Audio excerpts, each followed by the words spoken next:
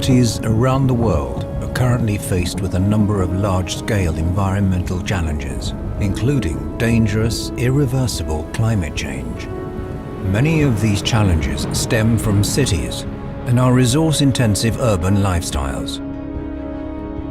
Fortunately, an array of concrete solutions to these challenges are already being developed and implemented in cities around the globe.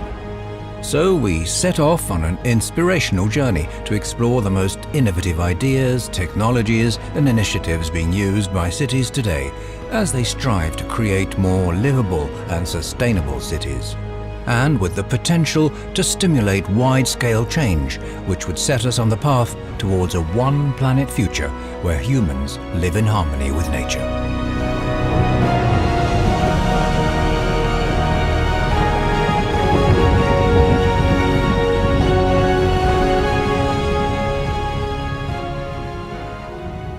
The struggle for a sustainable future on this planet will be won or lost in our cities. In the next 30 years, we expect a doubling of the global urban population, and with that, a doubling of the global urban infrastructure. That is a very short window of opportunity to get things right. So urban investment decisions taken today will determine whether people will be locked into resource inefficient and fossil fuel dependent infrastructures and lifestyles, or if they will enable cities to become places where we can live attractive and healthy and sustainable lives. Over the next 30 years, more than 5 times the global GDP will be invested in urban infrastructure and its use. So it's critical that those investments are made in a sustainable and resilient way. A number of actions that cities have to take and actually take together is, first of all, to try to become low carbon, to shift from fossil fuel towards renewable energy. Secondly, to become resilient. We are going to face the impacts of climate change, and they will be different from one part in the world to the other part. We have to look, thirdly, into how can our existing ecosystems, our biodiversity we have in urban areas, how can that support us in our sustainability?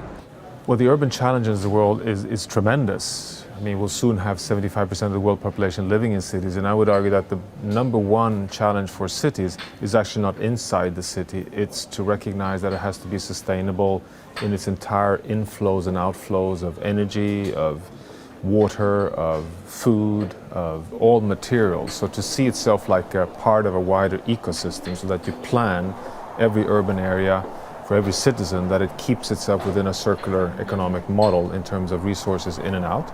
And the second most important is to build resilient cities. So how are leading green cities around the world responding to this enormous challenge? One of the most ambitious climate action plans has been adopted by the city of Vancouver, whose goal is to run the city on 100% renewable energy by 2050.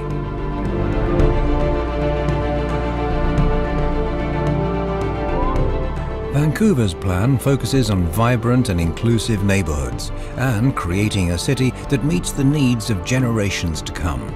They intend to achieve this by working with a broad range of stakeholders throughout society. When I first campaigned for mayor in 2008, one of my key priorities was to make Vancouver the world's greenest city by 2020.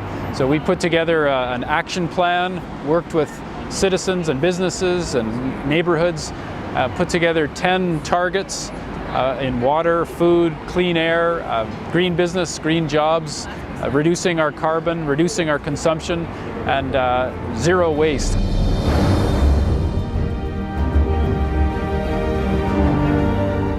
At the beginning, we were worried this was too much for people, like that they wouldn't be able to see a point of entry into it, and we were totally wrong. We've had over 35,000 residents, 180 organizations who engaged in writing our plan, tens of thousands of residents who've been involved in implementing, because when they write the plan, they own the plan. And as a result, we've had over 150 separate city policy initiatives that range from big farms in the middle of a dense city like Vancouver, waste recovery that we've had technology that we're doing, green economy. We've raised our green jobs by 19%. We've reduced our water usage by 18%. Greenhouse gas emissions are way down because many more people are biking and walking and taking transit. But it's really the innovation is how you marry a government to the residents, to the businesses, to the different civil society groups, and make it a collective effort. Creating a fossil fuel-free city is possible, but requires a shift to green energy in all areas. Our new goal is to be 100% renewable in the City of Vancouver with all of our energy sources. And it will be a challenge with transportation in particular. We don't know when we will have electric vehicles for the whole city. We're waiting on the industry side to get a clear sense of what year that's possible. We're planning out the timeline right now, basically making decisions to eliminate fossil fuels from our city. Many experts today refer to renewable energy technologies as disruptive, in the sense that they're radically different from conventional technologies and are so much better for consumers and society that they will very quickly disrupt current paradigms. Once the technology is ripe, they happen very quickly. And I think electric cars and solar energy and wind energy, they're ripe. A lot of people think they have these forecasts for, 2040, we're having just a bit more percentage of these. I think the transformation is going to happen so quickly that most of these forecasts are going to be quite short, quite off, because these are disruptive technologies. They're better technologies for the consumers, and we've crossed the price points where they make sense. So once that happens, it's basically a matter of awareness getting around, word of mouth, the understanding, the experience. And as that grows, it grows exponentially. And we're going to see a rapid, I think, transformation, comparable to the Industrial Revolution or such. So this is a solar energy installation here in Vancouver, British Columbia. In fact, when we first started 10 years ago, people told us we couldn't do this, that it didn't make sense here. But we recognized that there were some people that wanted to install solar, that wanted to do something leading edge, that wanted to do something to reduce their environmental footprint. So we started with these panels, this system. Since then, the installation growth has been about 40% per year. So in fact, it could be done here. There was a demand. People want to see more renewable energy installed locally. The research that we're doing is looking at the transportation sector, because that's a huge part of our greenhouse gas emissions and about how we can connect our transportation system to renewables. And we're finding that really electric mobility is an essential part of meeting our deep greenhouse gas emissions reductions. So to have an 80% reduction by 2050, we need to have a big fleet of electric vehicles really almost in every city around the world. And the research that we're doing found that there's a lot of potential demand. There's a lot of consumers out there who'd be willing to pay extra for some type of plug-in hybrid vehicle or pure electric vehicle.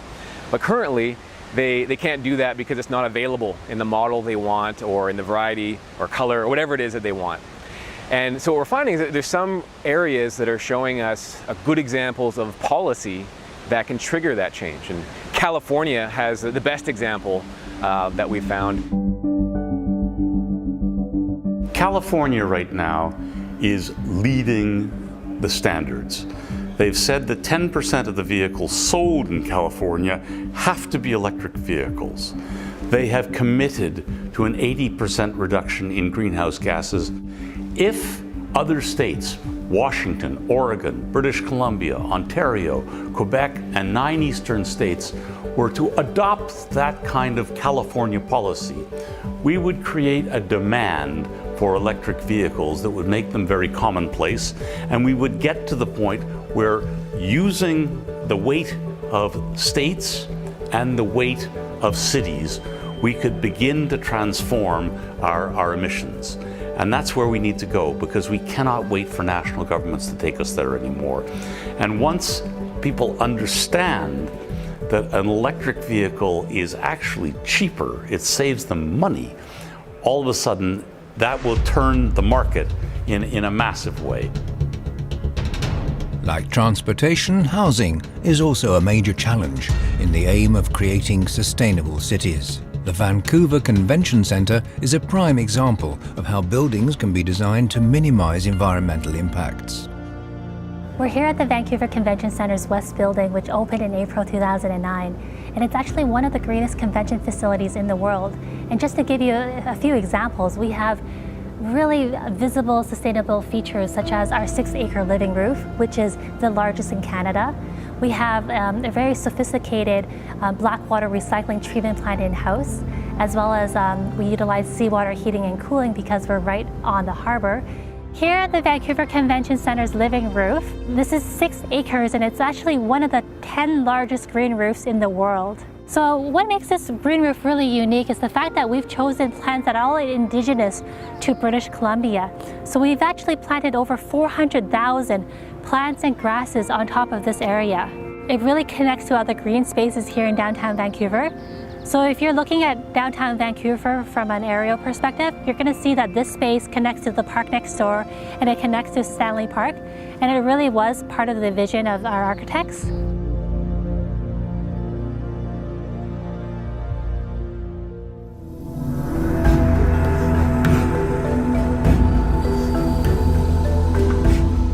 Seoul, the mega-city and capital of South Korea, has seen a remarkable positive change thanks to courageous green initiatives. The city has been recognized for its determination to ramp up the use of renewable energy and building citizen engagement.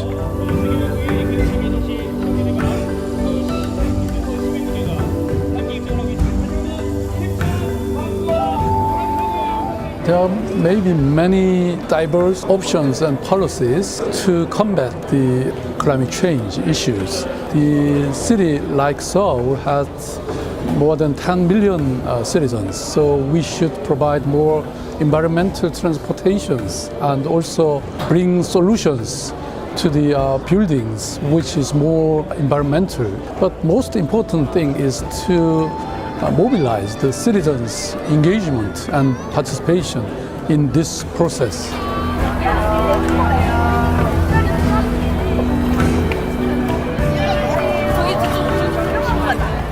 During our development period, there are too many roads and too many cars, and citizens are accustomed to using cars. So instead of it, we should build the more eco-friendly public transportation, such as subway or bikes. So I'm really encourage the citizens to have their own ideas and actions.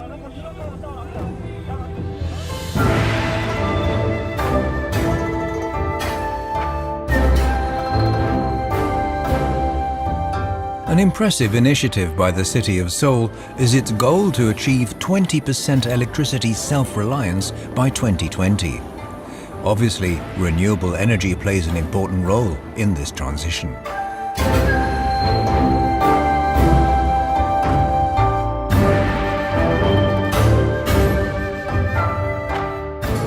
So the solar panels here are installed on top of a filtering reservoir of the water purification plant.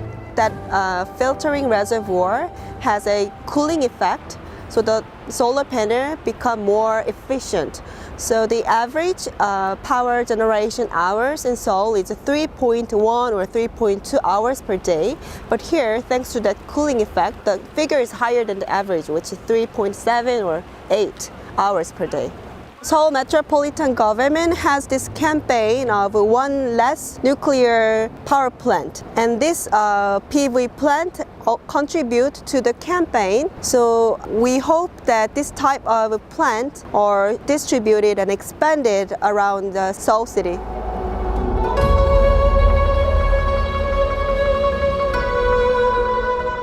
Along with renewable energy production, lowering a city's overall energy consumption by constructing buildings and houses that consume very little or no energy is key. One approach is to use passive design.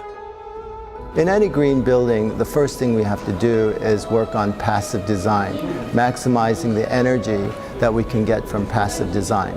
Passive design means we use a lot of insulation, we use special glass and special curtain walls to make the envelope optimal so that the energy does not leak through the walls. Let nature work with you instead of trying to work against nature. Let nature cool us and heat us. Passive design techniques allow us to do that, to tap the nature to provide us with our needs. One of the great features of this building are these incredible green walls. It brings nature into our urban environment, and some scientists say that when we see green, it just helps us feel good and relieve our stress. On the whole rooftop, there's solar panels. So this building is generating a lot of renewable energy to provide electricity to this building.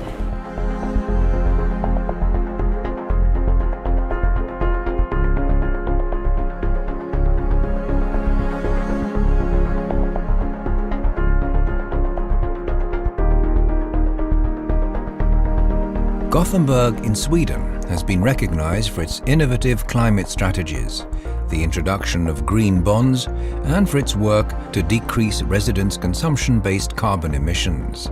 Another key to success is cooperation with academia and the financial sector. I think the reason for the success story about Gothenburg and the environmental work, and especially climate work, is that we have been good at cooperation. And one example for us is like when we, together with AB Volvo and others, built the completely new electric bus, a bus which didn't exist, but we decided we want that bus. And the city planned in their way, Volvo planned of course with creating the bus, and the bus was there after less than 2 years. And now you can see the light green bus going up and down the streets of Gothenburg. Gothenburg is a leading city when it comes to looking at the larger picture. For example, taking its residents' consumption-based carbon footprint into account when considering how they impact the environment. A consumption-based carbon footprint means that when we calculate the emissions in the city from the citizens, we not only look at the emissions that are emitted within the city's borders, we also take into account our consumption of products and services that causes emissions in other countries and other parts of Sweden. By doing so, we also get new perspectives on which climate issues that we have to focus on. Normally, when we have a geographical perspective, that is the traditional way in cities and countries, there's a lot of focus on transport, energy production and industry, and that's important. But with the consumption-based carbon footprints, we also got to focus on the consumption of food, the consumption on air travel and other kind of consumption. In 2008, Green Bonds was launched by the World Bank as a tool to guarantee that money is invested in sustainable projects. Gothenburg was the first city in the world to issue such bonds. I think the cornerstone for green bonds is the simplicity. The essence of the green bond is that it's earmarked money in that way. When we issue a bond, you offer the investors the opportunity to invest in specific projects, so they know exactly where their money is going. So far we have invested in electric cars, biogas production, and also in water purification filter. When you take those two extremely strong forces, finance and sustainability, and make them move forward together, you create something really exciting actually.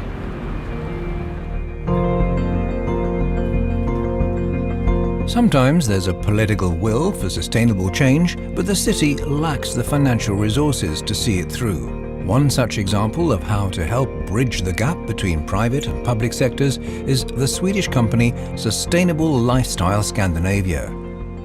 The world is facing a huge challenge in coming decades, with close to 3 billion people moving into urban districts, which means that we have to take on a sustainable approach in order to build the urban environments. And there we saw that the political will is there, but there is a lack of know-how, knowledge and capital. And that's where we in Sustainable Lifestyle Scandinavia bridge that gap. The concept has already been proven successful and is now being implemented in the Chongyang County in China, where private capital is fueling the sustainable expansion of the city. 在这么一块处女地上，它的那么原生态的植被以及这些东西，我真是怕这次这个大的工业浪潮当中把它给淹没跟污染，所以我就想尽我最快的速度，尽我最大的所能，带着可持续发展的概念、全生态的概念，对重阳呢建设以及所有城市的发展呢尽一份力。 出一份量。生态资源十分丰富，但是我们的基础设施相对落后。为了更好的在开发中保护，在保护中开发绿色资源，推动生态文明建设，我们愿意广交朋友，共同携手，共建美丽的重阳，发展的重阳。 The first step is making it a demonstration project to secure governmental support. Next step is making the master planning and infrastructure design, and then comes attracting the finance, the capital. And then final step is implementation.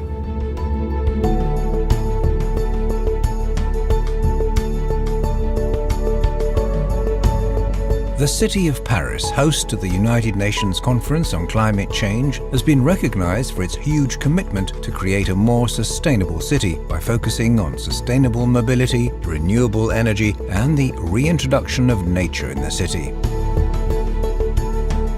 Mais Paris s'est résolument engagé à les relever en développant des solutions innovantes, de moindre impact sur l'environnement. Parmi les pratiques qui sont les nôtres, par exemple, promouvoir les mobilités douces, renforcer la place de la nature dans la ville, déployer l'économie circulaire ou encore développer des énergies durables.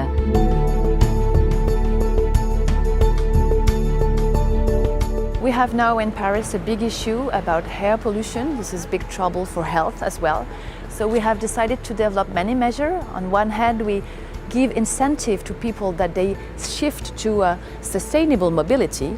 And on the other hand, we have a special program that step by step is going to forbid the most polluted cars within the city by 2020, that just like the cleanest one can circulate it in the city to lower that pollution.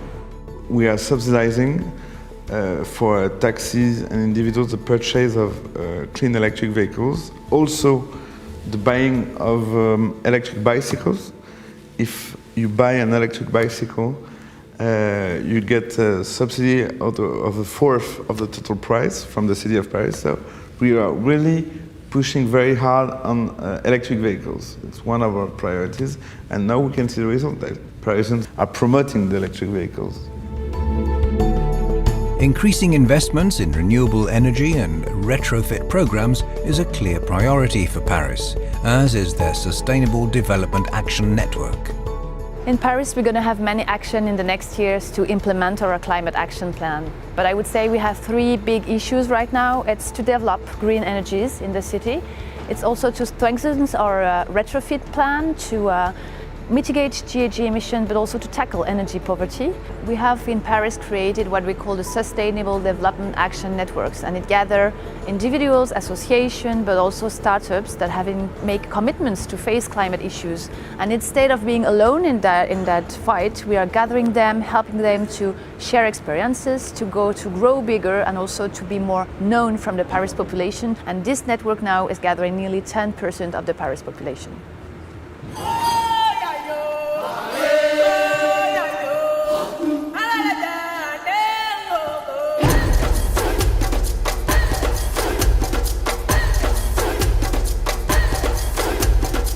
Two South African cities, Cape Town and Tshwane, have both been praised for their commitments to sustainable development, while simultaneously battling challenges such as poverty and social inequality.